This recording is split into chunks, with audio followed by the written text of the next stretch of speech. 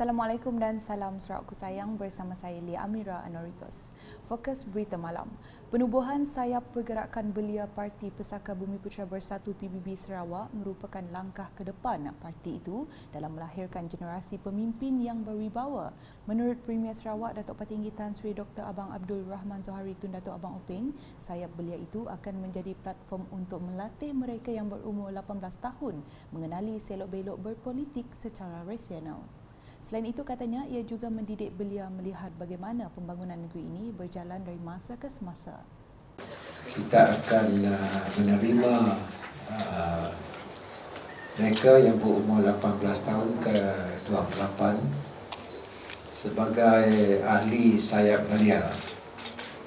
Dan ini akan memberikan platform bagi kita melatih pimpinan daripada umur 18 dan meningkat ke lebih daripada 18 tahun.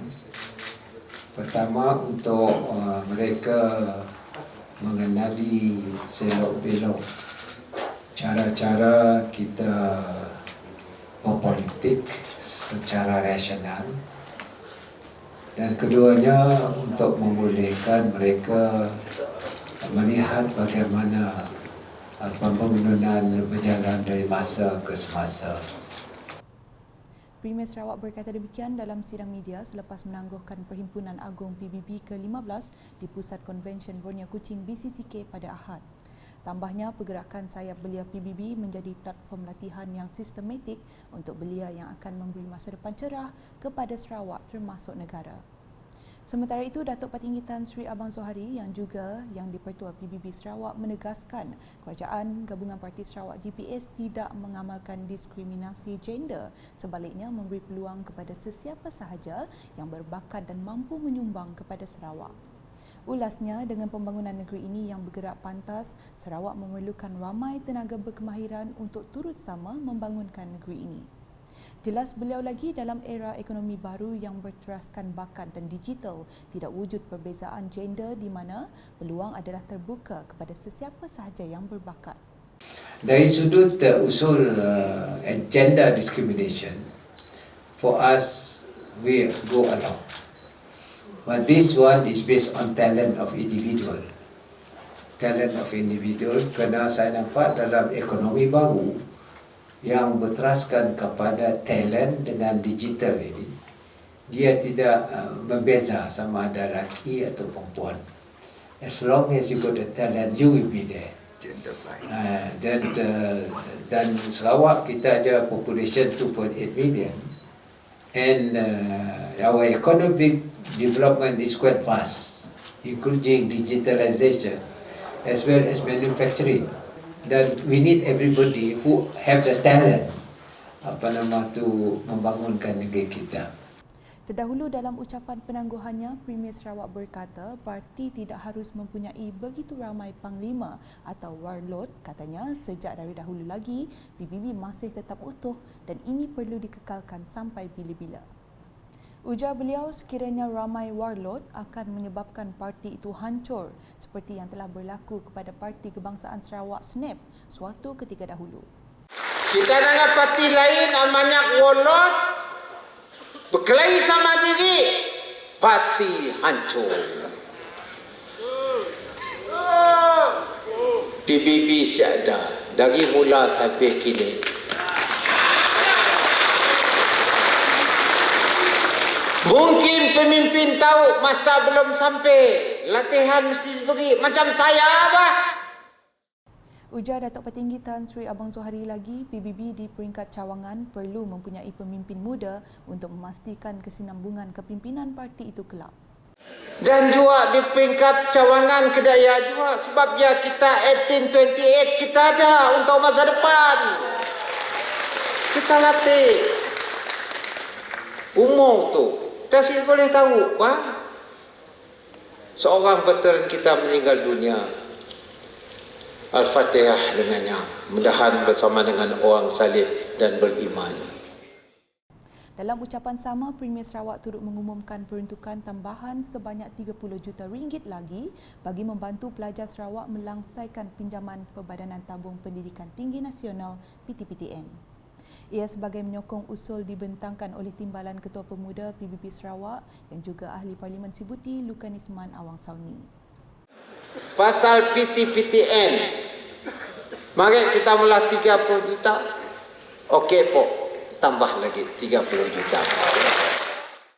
Beralih ke laporan mengenai insiden kerosakan paip utama di Batu Tujuh Jalan Miri Bintulu berdekatan Puspakom yang telah mendapat perhatian Menteri Utiliti dan Telekomunikasi Datuk Julaihi Narawi. Dalam sidang medianya selepas melakukan lawatan ke lokasi kejadian pada Isnin, beliau memberitahu Kementerian Utiliti dan Telekomunikasi akan mengadakan perbincangan lanjut dengan Lebuh Pen Borneo tentang cadangan pemindahan paip air utama ini. Tegas beliau lagi, paip bersaiz 1100 mm dan 750 mm dalam jajaran Pen Borneo mesti dipindahkan sebelum kerja-kerja meneruskan Pen Borneo Package 11. Well, the interest of the public is important as well. You cannot deny the importance of water supply to the whole Miri city. You can't, you know. Cannot proceed without the relocation. No, they must do the relocation. I insist relocation must be done if they were to start work at work package number 11. Otherwise, you know, Miri, even all of you will not have the supply, water supply. There is no compromise on it, you know, no compromise. Maybe not required. They have to lay new pipeline. New pipelines. Relocation means new pipelines and the new alignments. You know, because work package 11 is stretching about 80 kilometers. So, 80 just now, 80 kilometers. Insiden tersebut menyebabkan lebih 300,000 penduduk di Bandaraya Miri terjejas tidak menerima bekalan air selama 4 hari iaitu dari 16 Jun 2022 sehingga 19 Jun 2022. Dalam pada itu, Datuk Julaihi turut mengumumkan penubuhan unit penyelenggaraan di semua agensi utiliti air. Jelasnya, ini bagi melakukan pemeriksaan ke atas semua paip-paip sedia ada. We cannot do just like firefighting. So we must have our maintenance unit to do the supervision every now and then because quite a number of our men are underground 1 or 2 meters. So it's not easy to locate the leakage, you know. It takes time. So what happened is if we have the maintenance unit, as I discussed with Laku and other agencies just now, then they can do the regular inspection, whether there is any settlement in the area, whether there is any leakage. So we cannot afford to do the inspection only during the very day leakage happening. We have to do the inspection every now and then. That's why I emphasized just now, maintenance unit must be there at all times to do inspection regularly. Berikut pula di Bauk dengan sejumlah RM425,000 geran telah diperuntukkan kepada Kampung Subak Bauk, Kampung Subak Bandar, Jawatan Kuasa Kemajuan dan Keselamatan Kampung JKKK, Masyarakat Bidayuh Pekan Bauk serta kawasan sekitar baru-baru ini. Timbalan Menteri Pengangkutan Sarawak Datuk Henry Jinip memberitahu geran itu merupakan peruntukan projek transformasi luar bandar RTP dan projek kecil luar bandar MRP bagi tahun 2022. Katanya daripada jumlah tersebut, peruntukan RTP sebanyak RM200,000 diluluskan untuk Kampung Subak Bauk bagi membina tapak letak kenderaan, manakala RM5,000 diluluskan di bawah MRP untuk tujuan bantuan wang ihsan pelajar.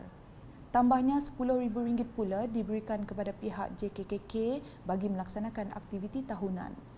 Beliau menjelas demikian pada majlis ngarum apresiasi 2 Pirami Gawe Kampung Subak Bauk bertempat di Dewan Serbaguna kampung tersebut di Bauk pada Sabtu. Sementara itu, Datuk Henry yang juga Ahli Dewan Undangan Negeri Tasik Biru meluluskan RM200,000 di bawah RTP untuk Kampung Subak Bandar bagi pembinaan Dewan Serbaguna, manakala peruntukan MRP sebanyak RM5,000 diberikan kepada JKKK kampung itu. Seterusnya, peruntukan MRP sebanyak RM5,000 juga telah diluluskan untuk JKKK Masyarakat Bidayuh Pekan Bauk dan kawasan sekitar untuk mengadakan sebarang aktiviti tahunan. Dalam program berasingan, Datuk Henry telah meluluskan juga peruntukan RTP dan MRP berjumlah RM120,000 untuk Kampung Jagoi Sri Ing.